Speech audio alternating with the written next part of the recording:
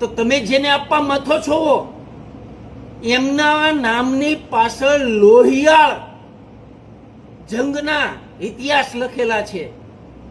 એ તમને જાણ ન હોય તો હું કહી દઉં કે 2002 ની અંદર ગોધરાકાંડ તો કોના થકી એ આખા જગને ખબર છે ને આખા હિન્દુસ્તાનને ખબર છે. સામાજિક સેવાઓ તો તમે જેને સરદાર રત્ન આપવા માંગો છો એના સામાજિક સેવાઓ શું છે? કલ્પસર યોજના, ગુજરાતના ખેડૂતોને કલ્પસર યોજના મળી? ગુજરાતના ખેડૂતોને કલ્પસર યોજના આપી હોત તો એ પણ એમ થાય કે નહીં, આની એક કામ પણ સામાજિક કર્યું છે. આના નામે તો કઈ છે જ નહીં.